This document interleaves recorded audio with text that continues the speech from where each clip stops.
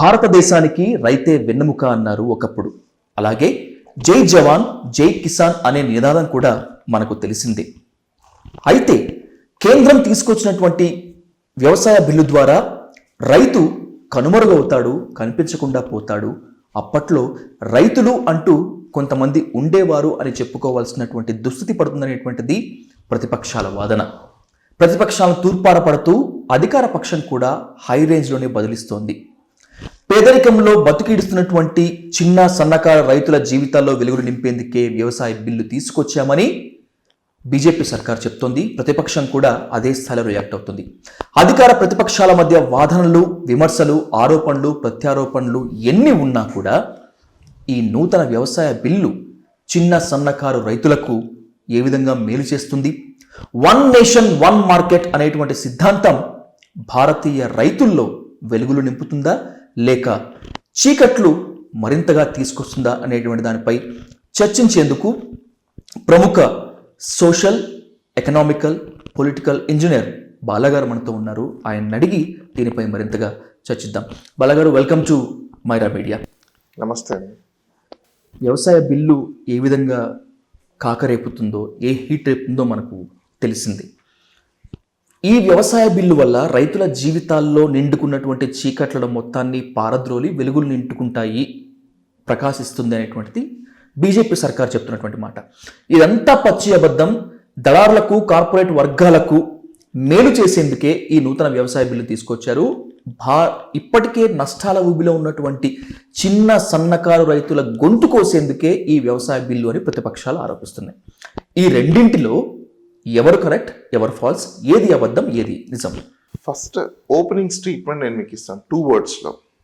Opening statement ఏంటంటే, ఈ bill ద్వారా కత్తి లేకుండా, ఇది వరకు మనం పెద్దవాళ్ళు చెప్పేవాళ్ళు తడి గుడ్డతో గొంతు కోయడం అని, తడి గుడ్డ కూడా లేకుండా జస్ట్ పేపర్తో ఎలా మెడ కోసేయచ్చో, మనిషిని చంపేయచ్చో అన్నదానికి ఈ 13 పేజీలలో 11220, 1132020 ఈ బిల్లులే నిదర్శనం. జస్ట్ ఒక పేపర్తో దేశంలో ఉన్న రైతులందరి యొక్క గొంతుని ఒకే సెకండ్లో కోసేసే డేంజరస్ బిల్స్. మనము భారతదేశంలో ఏదైనా డేంజరస్ బిల్ ఉందంటే దీనికి మించిన డేంజరస్ బిల్ ఇంకా ఫ్యూచర్లో కూడా రాదు.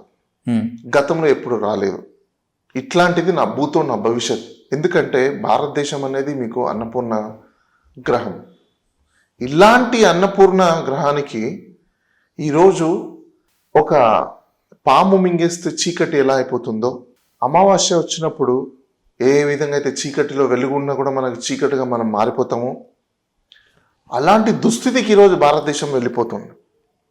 ఎందుకు అనేది నేను మీకు క్లుప్తంగా వివరిస్తాను. ఈ బిల్ ఓపెనింగ్ స్టేట్మెంట్లో ఒక చిన్న కంటెక్స్ట్ ఉంటుంది. A provide of a national farmer framework of the farming agreement that protects and empowers the farmer to engage with agri-business firms, processors, wholesalers, exporters or larger retailers. ఇక్కడ బాగా వినండి మీరు, larger retailers for farm services and sales of future farming produced at mutually agreed remunerative price framework in a fair and transparent manner and for matters connected within the incidental thereto. ఇక్కడ బాగా మీరు ఒత్తి మళ్ళీ మీకు చెప్తున్నాం, larger retailers. Who is the larger retailer? Larger retailers is nothing but A corporates. Corporate ఎవరు అంటే, దీనికి మనం కొంతమంది ఇంకా డిఫరెంట్ పేర్లు ఇస్తారు. సొసైటీలు ఉన్నాయి కదా, ఇండివిజువల్స్ ఉన్నారు కదా, ఫర్మ్స్ ఉన్నాయి కదా, మిగతా ఉన్నాయి కదా. మరి వీటిని కార్పొరేట్ ఏదైనా ఒక బిజినెస్ ఎంటిటీ ఫామ్ అయితే దాన్ని we can name it in 20th century corporate. Simple. మనుషులు గ్రూప్గా ఫామ్ అయ్యి చేసే ఏ బిజినెస్ అయినా కూడా we can call it is a corporate. Now come to the point. ఈ బిల్లులో స్పెసిఫికల్గా సెక్షన్ 4లో వీళ్ళు చాలా నీట్గా ఎంత ఇంటెలిజెంట్గా రాశారంటే, మీకు దానికి కూడా క్లీన్గా ఇస్తాను. సెక్షన్ 4లో quality, grade and standards of farming produce అని ఉంటుంది. నాకు తెలిసినంత వరకు ప్రపంచ దేశంలో ఎక్కడ కూడా ఒక రైతు పంట పండించిన తర్వాత నేను ఈ క్వాలిటీలో, ఈ గ్రేడ్లో, ఈ క్వాలిటీ అష్యూరెన్స్తో పంట డెలివరీ చేస్తాను, ప్రొడ్యూస్ని డెలివర్ చేస్తానని చెప్పి ఇప్పుడు దాకా ఉన్న దాఖలాలు ఎక్కడ లేవు ప్రపంచ దేశాలలో. పూర్వం కొన్ని వేల సంవత్సరాల నుంచి ఈ రోజుటి వరకు కూడా అలాంటి సందర్భాలు మనం ఎక్కడ చూడలేదు కూడా. సో ఒక రైతు, ఒక కార్పొరేట్ లేదు అనుకుంటే ఒక ఇండివిజువల్ అనుకుందాం, కార్పొరేట్ని పక్కన పెట్టేద్దాం, ఎందుకంటే కార్పొరేట్ అనడం వల్ల కొంతమంది కోపాలు రావచ్చు, మేబీ కార్పొరేట్ని పక్కన పెట్టేద్దాం. ఒక దళారీ అనుకుందాం. సో ఎగ్జాంపుల్, అగ్రిమెంట్ చేసుకునేటప్పుడు ఒక వకీల్ దగ్గరికి వెళ్తాడు. వకీల్ దగ్గరికి వెళ్ళినప్పుడు ఆ వకీల్ ఎవరికి ఫేవర్గా అగ్రిమెంట్ రాస్తారు? ఆల్వేస్గా కొనే వాళ్ళ ఫేవర్లోనే రాస్తాడు. ఈ అగ్రిమెంట్లో ఏదో ఒక క్లాజ్లో penalty clause, indemnity clause and quality product assurance clause పెడతారు. ఎంఎస్పి గవర్నమెంట్ ప్రొవైడ్ చేసినా కూడా, minimum selling price government provide చేసినప్పటికీ కూడా ఈ అగ్రిమెంట్ ప్రకారం quality, standards and delivery of good ఏదైతే ప్రొడ్యూస్ చేస్తున్నారో ఈ స్టాండర్డ్ ప్రకారమే క్వాలిటీ ఉంటేనే, గ్రేడ్ ఉంటేనే ఈ ప్రోడక్ట్కి నేను ఎంఎస్పి అప్లై అవుతుంది, లేదంటే ఎంఎస్పికి పైబడి రేటు నేను ఇస్తానని ఫిక్సేషన్ అగ్రిమెంట్ ఉంటుంది. భారతదేశంలోనే కాదు, ప్రపంచ దేశాలలో ఎక్కడ కూడా రైతు ఇంతవరకు క్వాలిటీగా అష్యూరెన్స్ ఇచ్చి రాబోయే పంటకు నేను డెలివరీ చేస్తానని చెప్పేసి ఇంతవరకు ఇచ్చిన దాఖలాలు లేవు. ఈ రోజు తెలియకుండానే రైతు కొడవలితోనే రైతు గొంతు కోసే విధంగా ఈరోజు ఈ బిల్లు మనకు కనిపిస్తుంది. ఆ అగ్రిమెంట్ ఎగ్జిక్యూట్ అయిన తర్వాత ఆ అనుకున్న ప్రోడక్ట్ని గ్రేడ్ ప్రకారంగా, క్వాలిటీ ప్రకారంగా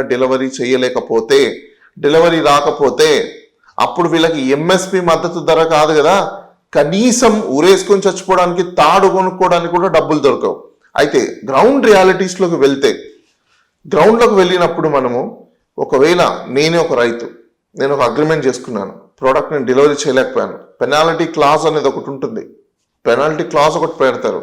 ఈ పెనాల్టీ క్లాజ్లో నాకు ప్రోడక్ట్ ఎకరాకి నేను ఇంత డెలివరీ చేస్తానని అష్యూరెన్స్ ఇస్తున్నాను. నేను అష్యూరెన్స్ బ్రేక్ అయిపోయినప్పుడు ఈ పెనాల్టీ క్లాజ్ అప్లై అవుతుందని కూడా రాస్తాను.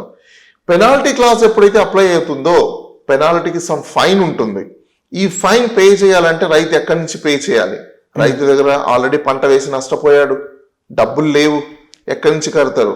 సరే, కోర్టుకు వెళ్తారు. కోర్టుకు వెళ్తే ఎవరికి ఫేవర్గా జడ్జిమెంట్ వస్తుంది? ఈ కాంట్రాక్ట్, ఈ అగ్రిమెంట్ రాసుకున్నారు మీరు, మ్యూచువల్ అగ్రిమెంట్, మీరు బౌండ్ అయ్యి ఉండాలని కోర్టు తీర్పిస్తుంది. కోర్టు తీర్పిచ్చిన తర్వాత ఇతను ఏం చేయాల్సి వస్తుంది? డెఫినెట్గా మళ్ళీ ఎగ్జిక్యూషన్ పిటిషన్ వేసుకోవాలి. అంటే ఇంకా కట్టడానికి డబ్బులు ఎక్కడ ఉన్నాయి? ఉన్నది అగ్రికల్చర్ ల్యాండ్. ఈ అగ్రికల్చర్ ల్యాండ్ కూడా దోచేసుకునే విధంగా ఇంత పెద్దగా ప్లాన్ చేసిన బిల్ ఇది. చాలా మంది ఏమనుకుంటున్నారంటే అగ్రిమెంట్ క్రియేట్ చేసి ఫార్మర్కి ఏదో మెయిల్ చేస్తున్నారు అనుకుంటున్నారు. ఈరోజు ఫార్మర్కి మెయిల్ చేయట్లేదు, ఇదే పేపర్తోనే గొంతు కోసేస్తున్నారు, అతని దగ్గర ఉన్న ల్యాండ్ లాగేసుకుంటున్నారు. ఇది ఫ్యూచర్లో జరగబోయేది. ఎలా జరగబోతుంది అంటే, ఇలాంటి అగ్రిమెంట్స్ ఎగ్జిక్యూషన్ అయిన తర్వాత, ప్రోడక్ట్ డెలివరీ చేయకపోయిన తర్వాత డెఫినెట్గా పెనాల్టీ క్లాజెస్ ఉంటాయి. డెఫినెట్గా ఆ పెనాల్టీ క్లాజెస్ ప్రకారం బౌండ్ అయి ఉండాల్సిందే, బైండ్ ఓవర్ అవ్వాల్సిందే.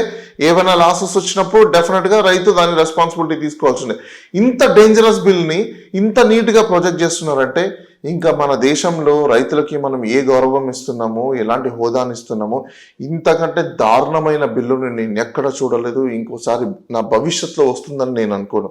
అంటే ఈ కార్పొరేట్స్కి వస్తే రైతులు పండించినటువంటి పంట కనుక దిగుబడి కరెక్ట్గా రాకపోతే కార్పొరేట్లు కొంటారన్నటువంటి గ్యారంటీ లేదు. ఇప్పటిదాకా చాలా గుణపాఠాలు మనకు తెలిసిందే. కరెక్ట్గా స్టేట్ నాకు గుర్తులేదు, కానీ మా పేటెంట్ ఉన్నటువంటి ఆలుగడ్డలు రైతులు కూడా ఫామ్ చేస్తున్నటువంటిది పెప్సికో కంపెనీ పరువు నష్టం దావా అండ్ క్రిమినల్ డిఫర్మేషన్ చర్యలకు తీసుకోవాల్సినటువంటి ఛాన్సెస్ కూడా ఉన్నాయి.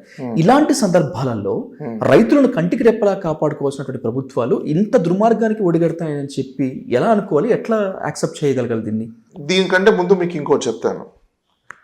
ఇండిపెండెన్స్ కంటే ముందు మన కంట్రీలో ఒక కంపెనీ ఉండేది. ఫస్ట్ ఎంట్రీ అయింది ఒక కంపెనీ. ఆ కంపెనీ పేరేంటో తెలుసా మీకు? చెప్పగలుగుతారా? East India East India company, okay. Right. East India company ఏమైపోయింది? That's become a government, right. ఆ గవర్నమెంట్ ని, ఆ కంపెనీని మనం తరిమి కొట్టడానికి కొన్ని వందల సంవత్సరాలు మనం కష్టపడాల్సి వచ్చింది. అందరూ ఏమనుకున్నారు? ఆ గవర్నమెంట్ వెళ్ళిపోయింది, ఈస్ట్ ఇండియా కంపెనీ వెళ్ళిపోయింది అనుకున్నారు. No, East India company till today in India, that name itself, the corporate company is the biggest company. Reliance, Reliance, అలానే Adani and so more companies ఏవైతే బిగ్ ప్లేయర్స్ ఎవరైతే ఉన్నారో వీళ్ళందరూ ఈస్ట్ ఇండియా కంపెనీ చైల్డ్స్ అన్నమాట, sister concerns. భారతదేశంలో sister concerns గా ఈ రోజు కూడా ఈస్ట్ ఇండియా కంపెనీలా బిహేవ్ చేసేవి ఇవి. వీళ్ళు ఈ రోజు గవర్నమెంట్ ని నడుపుతున్నారు. అప్పట్లో ఈస్ట్ ఇండియా కంపెనీ ఎలా బ్రిటిష్ గవర్నమెంట్ ని నడిపిందో, ఈ రోజు భారతదేశ గవర్నమెంట్ ని నడిపేది కూడా ఈ కార్పొరేట్ వ్యవస్థలో ఉన్న కార్పొరేట్ దిగ్గజాలు.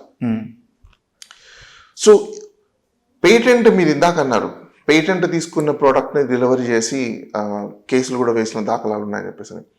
భారతదేశంలో రైతుకి ఇచ్చే సెక్యూరిటీ ఏంటో తెలుసా మీకు? ఎరువుల రూపంలో చచ్చిపోవడానికి ఒక పాయిజన్. ఎరువులు ఇచ్చేది వాళ్ళు పంట పండించడం కోసం కాదు, పంట చేతికి రాకపోతే ఆ పాయిజన్ తాగి చచ్చిపోమనడానికి.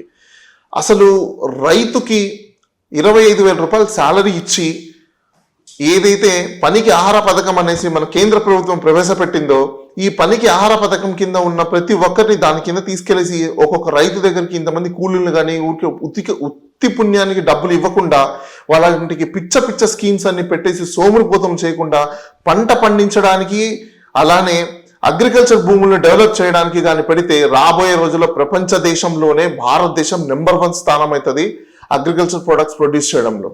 అగ్రికల్చర్ ప్రొడక్ట్స్ ఏ కంట్రీలో అయితే ఉంటుందో ఆ కంట్రీ సస్యశ్యామలంగా ఉంటుంది. ప్రపంచ దేశంలోనే జీడిపి ప్రొడక్షన్ లో కూడా నెంబర్ 1 ఉంటుంది. చాలా మంది అంటారు జీడిపి లేదు అని చెప్పేసి అని. ఏ ప్రోడక్ట్ తయారు చేయాలన్నా కూడా ఆ కంట్రీ యొక్క అగ్రికల్చర్ బేస్ మీదనే, అగ్రికల్చర్ ప్రోడక్ట్ మీద డిపెండ్ అయి ఉంటుంది. అగ్రికల్చర్ లేకుండా, న్యాచురల్ ఫార్మింగ్ లేకుండా, న్యాచురల్ సోర్సెస్ లేకుండా ఏ ప్రోడక్ట్ కూడా డెవలప్ అవ్వదు. అలాంటిది ఎందుకు వీళ్ళు ఫోకస్ చేయట్లేదు అంటే ఒకటే ఒక రీజన్, ఎవరు కూడా 70 సంవత్సరాల కంటే ఎక్కువ బతకరు. సో 70 సంవత్సరాల బతికే రూపలే ఈ దేశంలో ఉన్న సంపదతో ఎంత ఎంజాయ్ చేద్దామా, 70 సంవత్సరాలు వచ్చిన తర్వాత ఆలోచించుకుందాం. అప్పటికి ఏముంటుంది, దేశం మొత్తం దరిద్రానికి వెళ్ళిపోయి ఉంటుంది. ఇది జరిగేది.